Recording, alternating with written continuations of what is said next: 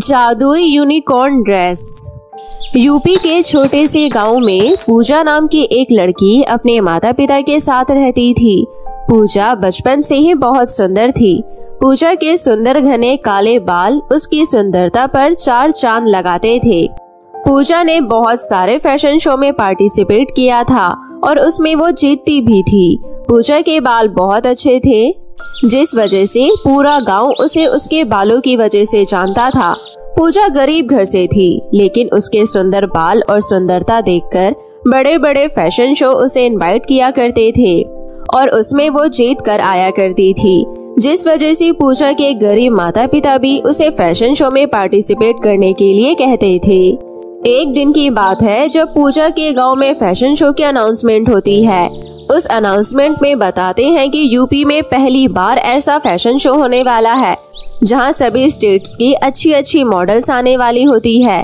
ये सुनकर पूजा भी बहुत खुश होती है, क्योंकि यूपी के पूरे गांव में पूजा की सुंदरता के बराबर कोई नहीं था, जिस वजह से पूजा उस फैशन शो में पार्टिसिपेट करने का डिसाइड करती है। फैशन शो में पूरे 2 दिन बाकी होते हैं। पूजा बाकी कंटेस्टेंट की तरह अपना रजिस्ट्रेशन करवाती है और 2 दिन बाद सभी कंटेस्टेंट यूपी में पहुंचते हैं और फैशन शो स्टार्ट होने से 1 घंटे पहले पूजा भी वहां पहुंच जाती है। अलग अलग स्टेज होती हैं, सभी कंटेस्टेंट उसमें अपना बेस्ट देते हैं और जैसे जैसे स्टेज बढ़ती जाती हैं वैसे वैसे कंटेस्टेंट कम होते रहते हैं। 3rd स्टेज पर 4 ही कंटेस्टेंट रह जाते हैं। पूजा उन सब में से एक थी जो लास्ट स्टेज तक उन चारों कंटेस्टेंट के साथ पहुंचती है। सभी कंटेस्टेंट को पता था कि पूजा इसी गांव से है और सभी कंटेस्टेंट उससे जलने लगते हैं।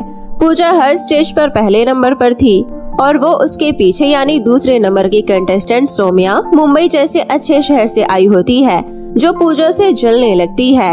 अगर ये पूजा मेरे साथ रही तो ये जीत जाएगी और मैं ऐसा कैसे होने दे सकती हूँ। मुंबई की रानी कहलाती हूँ मैं, हमेशा पहले नंबर पर जीतती हूँ मैं, उसको आगे नहीं बढ़ने दूंगी।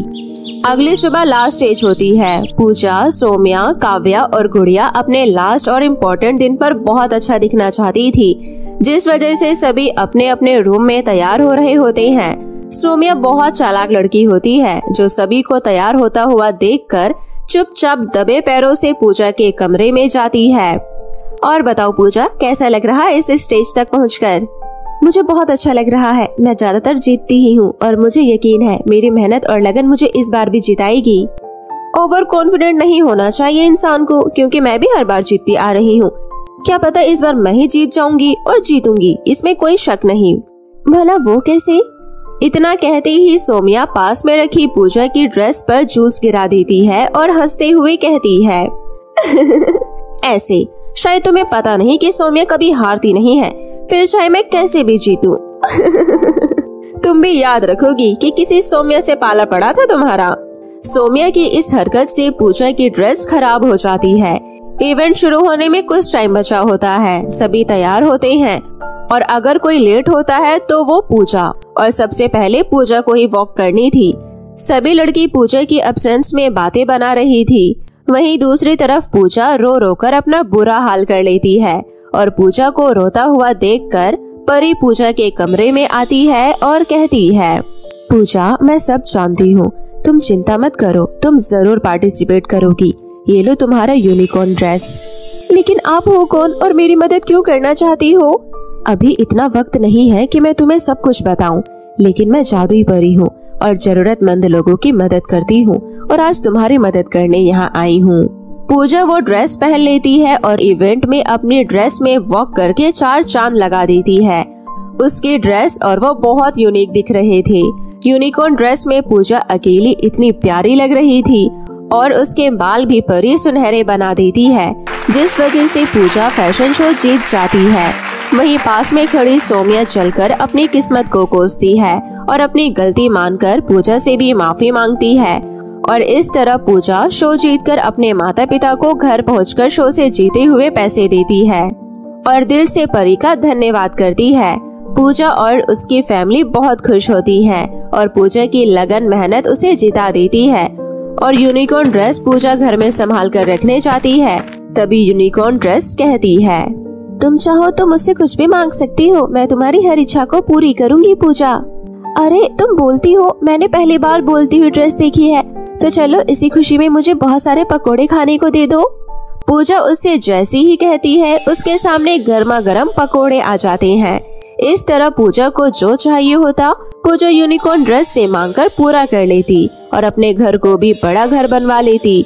और इस तरह पूजा और उसके माता पिता हंसी खुशी अपनी जिंदगी में रहने लगते हैं।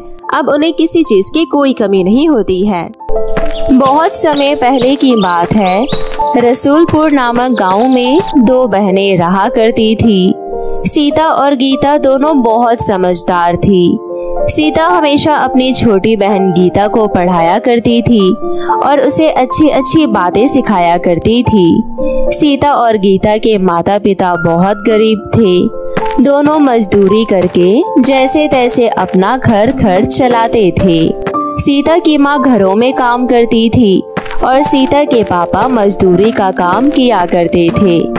उससे जो भी कमाया करते उसी में अपना गुजारा किया करते थे। सीता एक बहुत काबिल लड़की थी। वो हमेशा स्कूल में टॉप किया करती थी और बहुत ही साधारण तरीके से रहा करती थी।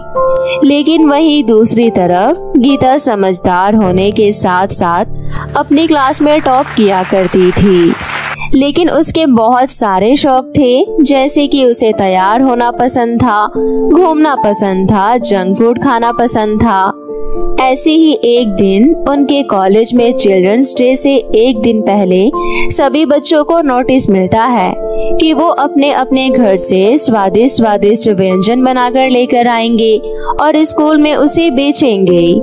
ये पढ़कर गीता बहुत खुश होती है और स्कूल की छुट्टी के बाद गीता अपनी बहन से रास्ते में चलते चलते कहती है, दीदी आपने सुना है स्कूल में सभी बच्चे अपने अपने घर से स्वादिष्ट व्यंजन बनाकर लेकर आएंगे और उन्हें स्कूल में आकर बेचेंगे, क्योंकि कल चिल्ड्रंस डे है। बहुत मजा आएगा।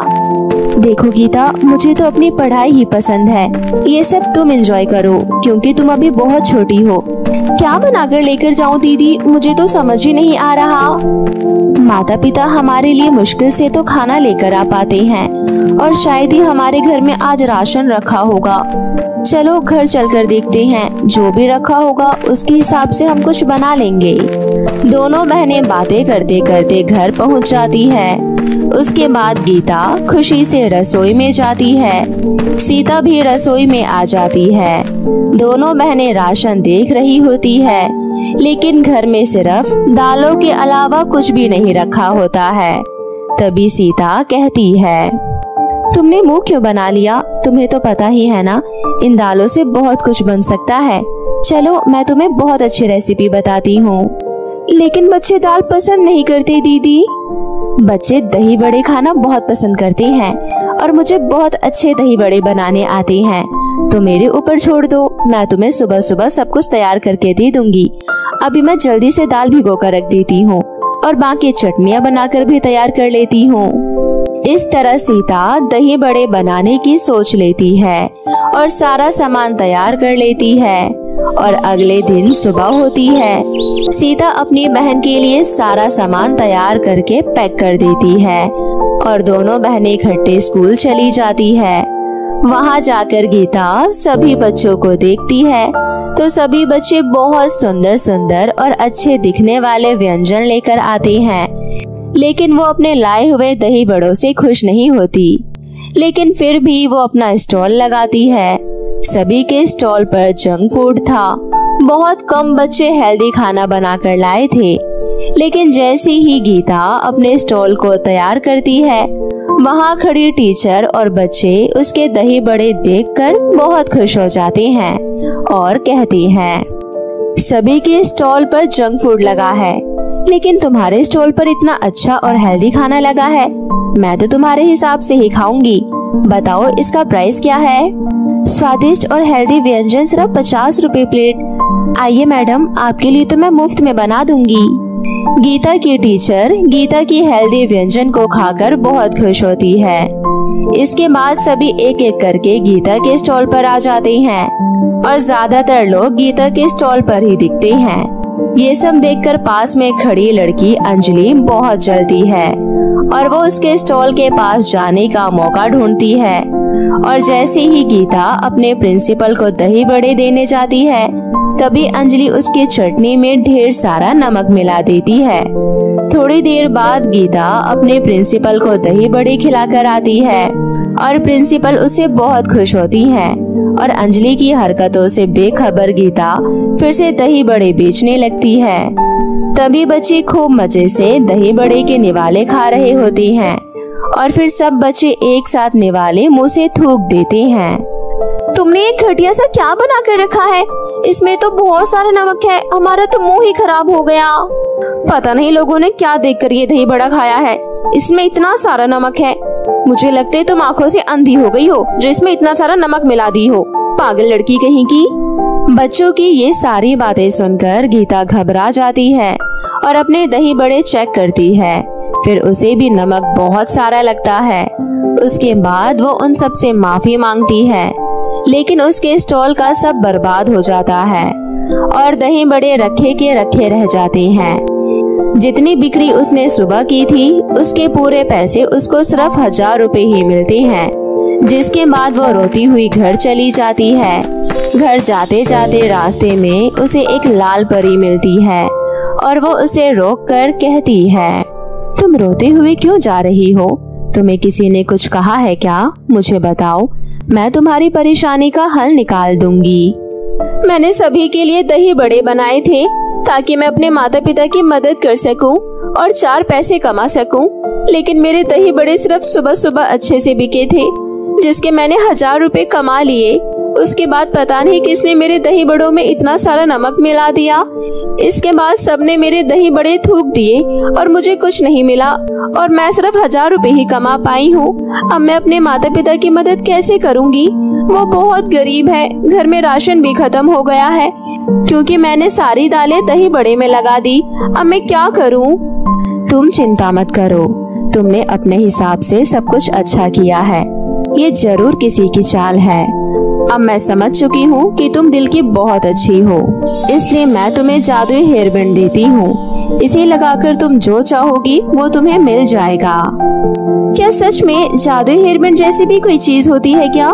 मुझे तो आज तक नहीं पता था, लेकिन अगर आप कहती हो तो मैं चेक करूँगी। लाल परी की बातें सुनकर गीता बहुत खुश होती है और अपने घर पर भागी भागी जाती है।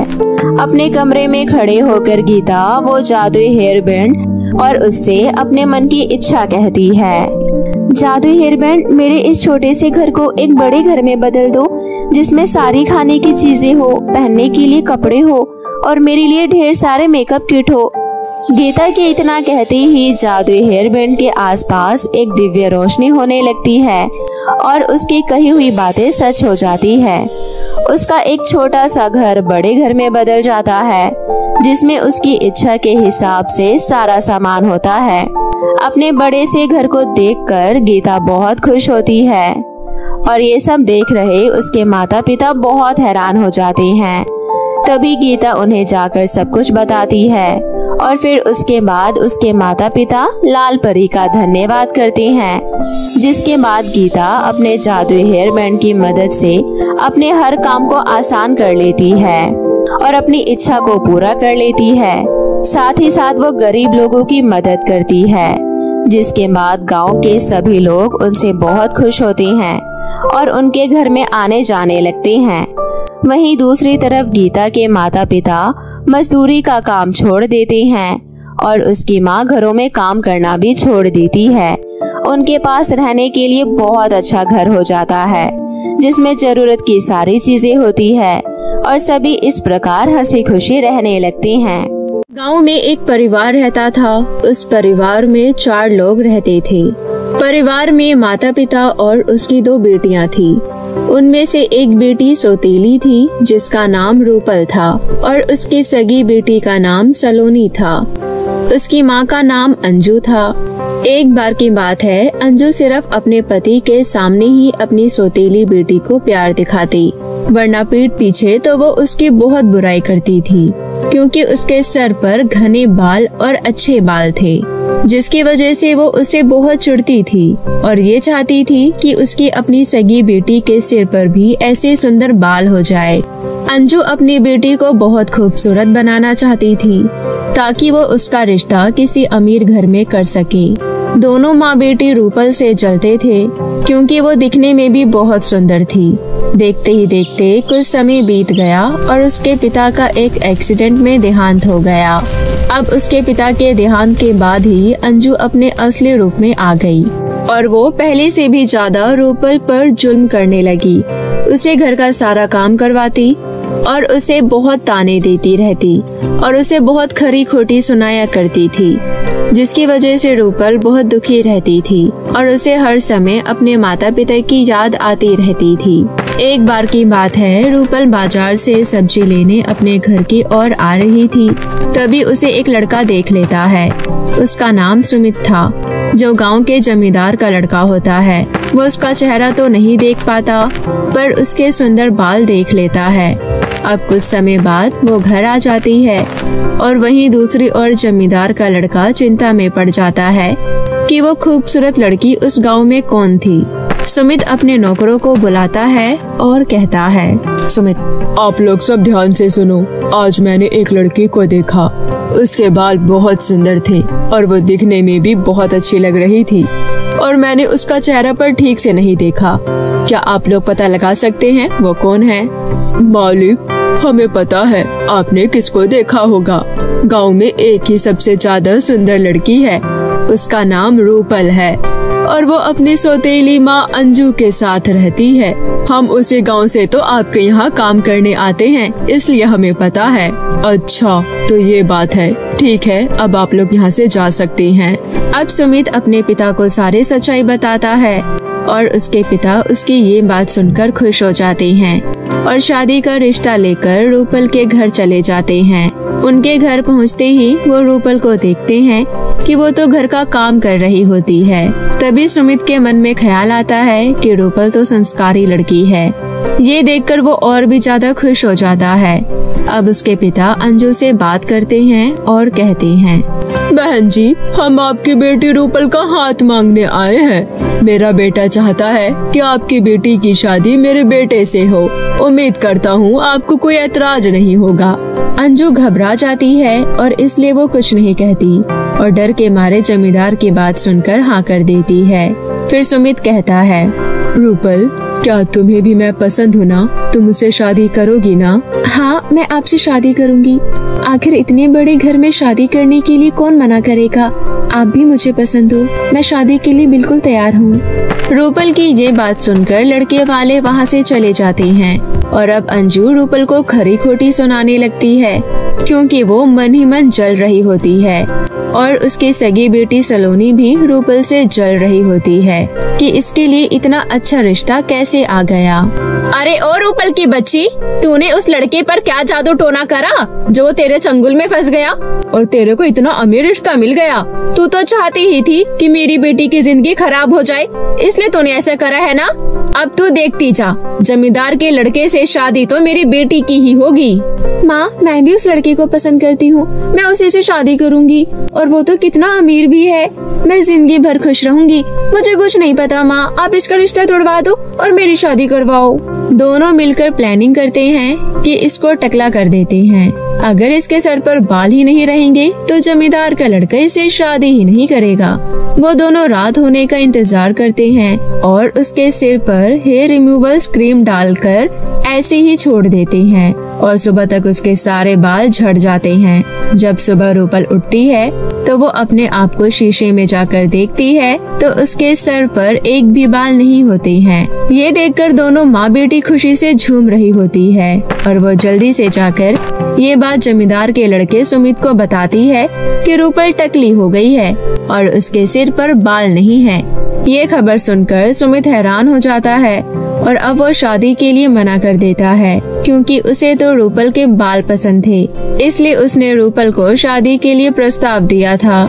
अब रूपल अपने बालों की वजह से फूट फूट कर रोने लगती है और घर से बाहर आकर एक नदी किनारे बैठकर दुख मना रही होती है। अब उसका रिश्ता टूट चुका था और वो ये सोच में पड़ जाती है कि अब उससे आखिर कौन शादी करेगा। तभी ऊपर से जादुई परी गुजर रही होती है। उस परी का नाम लोक परी था। लोक परी नीचे आकर पूछती है, क्या हुआ रूपल, तुम ऐसे रो क्यों रही हो? क्या परेशानी है, मुझे बताओ, क्या पता मैं तुम्हारी समस्या का कोई हल निकाल सकूं। देखिए न लोक परी, माँ और बहन सलोनी ने मिलकर छुपकर मेरे सिर पर क्रीम लगाकर मुझे गंजा कर दिया। अब मैं टकली हो गई हूँ। मेरी शादी भी तय हो गई थी, पर अब उस वजह से मेरी शादी के लिए जो रिश्ता आया था उन लोगों ने भी मना कर दिया और अब लगता है कि मेरी शादी कभी नहीं होगी, क्योंकि टकली लड़के से भला कौन शादी करना चाहेगा। इतना बोलकर रूपल फूट फूट कर रोने लगती है। ये सारी बात सुनकर लोक परी कहती है, रूपल तुम चिंता मत करो, मेरे पास तुम्हारे लिए कुछ है। फिर लोक परी अपनी जादुई छड़ी घुमाती है। जादुई छड़ी घुमाते ही रूपल के बाल सोने के बन जाते हैं। अब तुम्हें चिंता करने की कोई जरूरत नहीं है। अब तुम खुशी से और आराम से रह सकती हो। ये बाल और मेरा जादू तुम्हारी हमेशा रखवाली करेगा। अब रूपल अपने बालों को सोने का देखकर बहुत खुश हो जाती है और उसकी सुंदरता में 4 चांद लग जाते हैं। अब वो खुशी खुशी लौटकर अपने घर आती है और उसके बालों को देखकर दोनों माँ बेटी हैरान हो जाते हैं और उससे पूछते हैं, अरे कलमुही, तेरे बाल ऐसे कैसे हो गए? तब रूपल जवाब देती है, आज मुझे लोक परी मिली थी जिन्होंने मेरे बाल सोने के बना दिए। अब मुझे कोई भी परेशानी नहीं होगी। अब रूपल अपने होने वाले पति सुमित के पास जाती है, जिसने शादी के लिए मना कर दिया था क्योंकि तब रूपल टकली हो गई थी। पर अब तो रूपल के सोने के बाल थे। ये खुशखबरी देने वो सुमित के पास जाती है और जब सुमित उसे देखता है तो वो हैरान ही हो जाता है क्योंकि वो पहले से कई गुना ज्यादा खूबसूरत लग रही थी। तो वो रूपल से कहता है, रूपल तुम इतनी सुंदर कैसे हो गई? और तुम्हारी माँ ने तो कहा था कि तुम टकली हो गई हो, तुम्हारे सिर पर से बाल चले गए हैं, तो फिर ये कैसे? हाँ ऐसा ही हुआ था, पर अब सब कुछ ठीक है और लोक परी ने मेरे बाल सोने के बना दिए हैं। रूपल तुम मुझे माफ कर दो, मैंने शादी के लिए बिना सोचे समझे मना कर दिया था क्योंकि मुझे तुम्हारे बाल बहुत ज्यादा पसंद थे। अब तुम्हारे बाल वापस आ गए हैं, क्या तुम मुझसे शादी करोगी? हाँ, मैं आपसे शादी करने के लिए बिल्कुल तैयार हूँ क्योंकि मैं आपको बहुत पसंद करती हूँ। फिर जल्द ही रूपल और सुमित की धूमधाम से शादी हो जाती है और वो दोनों साथ साथ रहने लगते हैं। रूपल समय के साथ रहकर बहुत खुश थी। सुमित उसे बहुत प्यार करता था और फिर इस तरह दोनों खुशी खुशी अपना जीवन व्यतीत करते हैं। तो मेरे प्यारे दोस्तों, कैसी लगी आपको हमारी ये कहानी? हमें कमेंट करके जरूर बताएं और इसे अपने दोस्तों के साथ भी शेयर करें। और हाँ दोस्तों, अगर आपने अब तक मेरे चैनल को सब्सक्राइब नहीं किया है तो प्लीज जल्दी से नीचे लाल बटन दबाकर अभी कर ले। तो मिलती हूँ आपसे फिर किसी नई कहानी के साथ। तब तक के लिए आप अपना ध्यान रखें। बाय बाय दोस्तों।